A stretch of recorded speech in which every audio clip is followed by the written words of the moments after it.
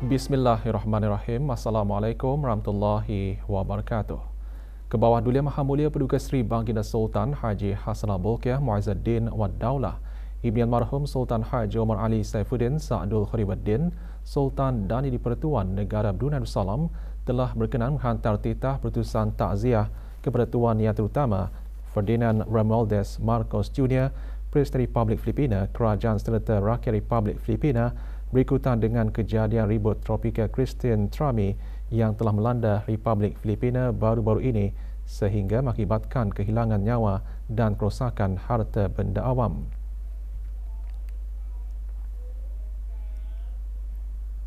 Ke bawah Duli Maha Mulia Paduka Seri Baginda Sultan Haji Hassanal Bolkiah Muizzuddin Wad Daulah, Ibni Almarhum Sultan Haji Omar Ali Saifuddin Sa'dul Khairuddin, Sultan dan di-Pertuan Negara Brunei Darussalam telah berkenan menghantar titah putusan takziah kepada Tuan Yang Terutama Recep Tayyip Erdogan, Presiden Republik Turki, Kerajaan serta Rakyat Republik Turki berikutan dengan serangan keganasan terhadap Turkish Aerospace Industries TUSAS di Ankara, Republik Turki baru-baru ini.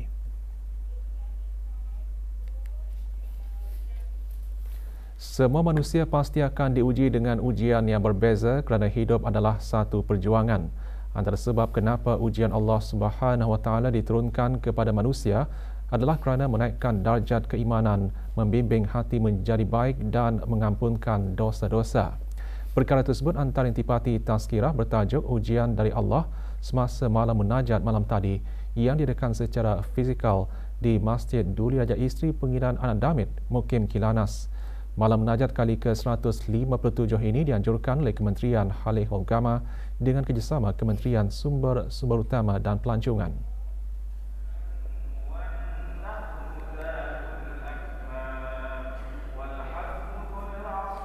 Hadirin yang berhormat, Pihin Udara Khatib Datuk Paduka Seri Setia Ustaz Haji Awang Badaruddin bin Pengarah Datuk Paduka Haji Awang Othman, Menteri Halih Agama, dan yang berhormat Datuk Seri Setia Dr. Awang Haji Abdul Manaf bin Haji Matusin, Menteri Sumber Utama dan Pelancongan.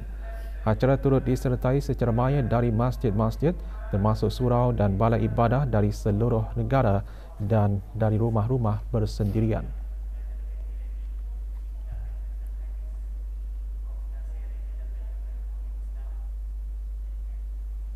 Majlis Penghargaan dan Penyampaian Hadiah Pemenang Kuis Majlis Ilmu 2024 sempena sambutan perayaan ulang tahun Hari Keputeraan ke bawah Duli Maha Mulia ke-78 diadakan petang kemarin. Majlis berlangsung di Balai Khazanah Islam Sultan Haji Hassanal Bolkiah. Penyampaian hadiah kepada 24 pemenang disempurnakan oleh Yang Berhormat Pihin Datu Laila Raja Major Jeneral Besar Datuk Paduka Seri Awang Haji Halbi bin Haji Muhammad Yusof, Menteri di Jabatan Perdana Menteri dan Menteri Pertahanan kedua. Terdahulu dalam ucapan Datuk Seri Paduka Awang Haji Sofian bin Haji Sabtu, Timbalan Menteri Sekuriti dan Undang-Undang Jabatan Perdana Menteri selaku pengerusi bersama Jawatan Kuasa Seminar Majlis Ilmu 2024 antara lain menggariskan kepentingan kerjasama dan sokongan pelbagai pihak sehingga mampu menjayakan Majlis Ilmu 2024 dengan lancar dan sempurna.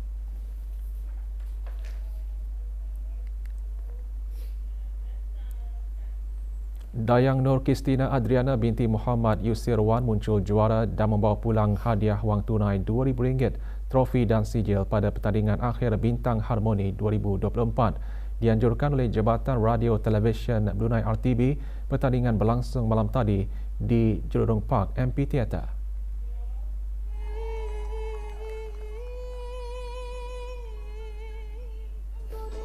Penyampaian hadiah disempurnakan oleh Awang Ajman bin Haji Meludin, Setiausaha Tetap Urus Tadbir Perkhidmatan Awam di Jabatan Perdana Menteri. Juara turut menerima hadiah RM300 dan sijil bagi persembahan terbaik.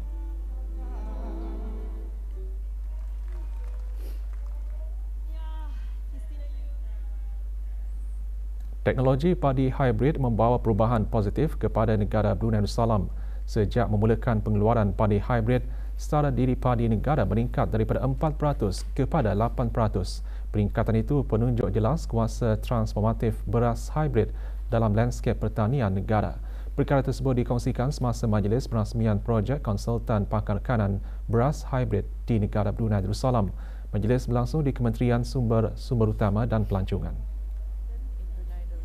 Daeng Hajah Tutiati binti Haji Abdul Wahab, Setiausaha Tetap Kementerian Sumber Utama dan Pelancongan, juga menyatakan dengan kerjasama berterusan dan peningkatan latihan, keupayaan kolektif akan berkembang sekaligus membantu mencapai sara diri beras.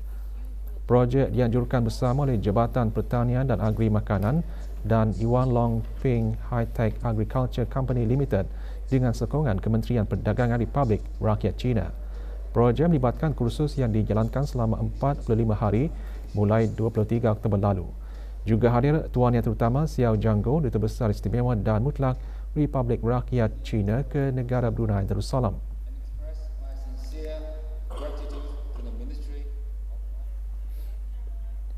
Penyediaan perkhidmatan kaunseling dikenal pasti antara inisiatif bagi menangani masalah kesihatan mental. Untuk mengetahui lebih lanjut, Zulfadli Kasim ada laporannya. Walaupun kehidupan bekerja amat penting dan boleh membawa kebaikan, namun tidak dapat dinafikan masalah dalam pekerjaan yang tidak ditangani dengan baik mampu menyumbang kepada masalah kesihatan mental. Buli, tekanan berlebihan atau tidak wajar di tempat kerja, serta kurang keseimbangan antara kerja dan kehidupan merupakan antara masalah yang boleh menjejaskan kesihatan mental. Terdapat beberapa inisiatif yang boleh dilakukan oleh sesebuah organisasi untuk mewujudkan persekitaran kerja yang benar-benar menyokong kesihatan mental kaki tangan. Apabila pekerja menghadapi isu kesihatan mental, kesannya bukan sahaja dirasai oleh individu itu sendiri tetapi juga oleh keseluruhan organisasi. Salah satu kesan awal yang ketara ialah produktiviti pekerja. Apabila seseorang sedang bergelut dengan kesihatan mental, mereka mungkin sukar untuk memberi tumpuan, mempunyai motivasi atau menguruskan beban kerja dengan berkesan. Kadang-kadang hanya dengan mempunyai seseorang untuk berbual, terutama dengan kaunselor atau profesional yang terlatih, boleh memberi perbezaan besar dalam bagaimana seseorang pekerja menguruskan tekanan atau isu kesihatan mental yang lain. Kesihatan mental yang baik adalah aset berharga untuk individu, keluarga dan masyarakat secara amnya dalam mewujudkan Wawasan Brunei 2035. Justru, setiap lapisan masyarakat berperanan mengambil pendekatan holistik dan bersepadu untuk mengekalkan kesihatan mental yang baik. Laporan Zulfadli Haji Kasim untuk Berita RTB. Bengkel Pengetahuan Asas Ilmu Dabtul Quran yang diadakan selama 5 hari bermula 21 Oktober lalu berakhir kemarin dengan majlis penyampaian sijil. Bengkel bertujuan menjadikan urus setia Lajnah Pentashihan Mushaf Al-Quran Pusat Dakwah Islamiah sebagai tempat rujukan yang diiktiraf di negara Brunei Darussalam sebanding dengan negara lain. 30 peserta terdiri daripada pegawai Pusat Dakwah Islamiah menerima sijil yang disampaikan oleh Awang Haji Ahmad Abdul Salam bin Haji Abdul Rahman, pemangku pengarah Pusat Dakwah Islamiah.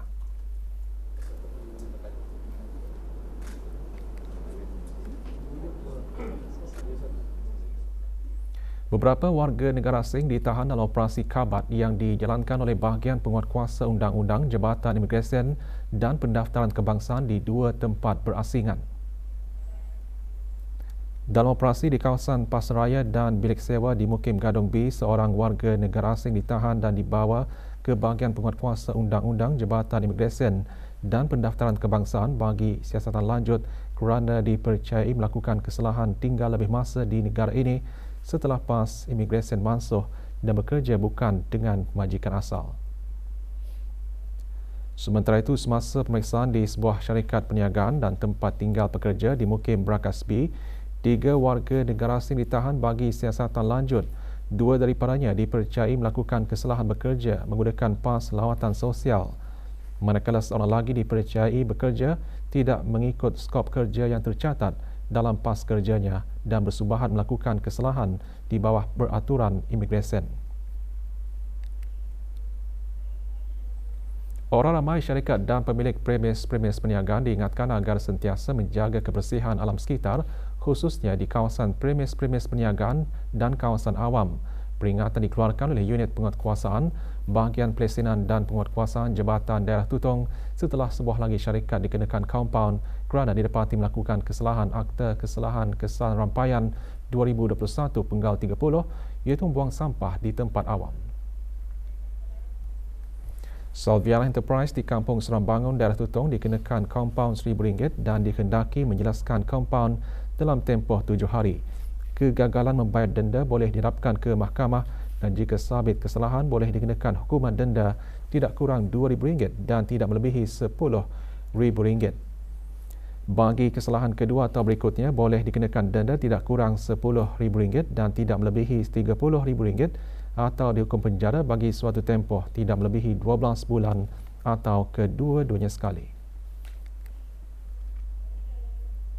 Pasukan Polis Diraja Brunei akan mengadakan latihan akhir kursus asas kawalan keselamatan peribadi fasa 1 pada Selasa ini di beberapa tempat.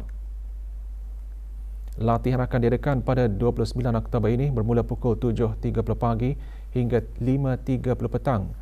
Sehubungan itu, orang ramai terutama penduduk yang tinggal berhampiran dinasihatkan untuk tidak merasa cemas dan tidak menghampiri tempat latihan tersebut bagi mengelakkan perkara yang tidak diingini berlaku sepanjang latihan dijalankan. Bahagian Industri dan Ekosistem Perniagaan melalui Unit Sukatan dan Timbangan di bawah Kementerian Kewangan dan Ekonomi akan melaksanakan kerja-kerja pemeriksaan dan penelitian bacaan ketepatan ke atas alat sukatan jenis pam minyak di stesen minyak. Mengambil kira keselamatan dan kesejahteraan orang ramai serta para tenaga kerja yang terlibat sepanjang kerja pemeriksaan dan penelitian tersebut, stesen-stesen minyak berkenaan ditutup selama 2 jam bermula pukul 9 pagi. Jabatan Buruh Kementerian Hal Ehwal Dalam Negeri akan melaksanakan banci tahunan majikan dan pekerja, gaji, pendapatan dan jam bekerja menggunakan kaedah dalam talian Brunei Reporting System BRS.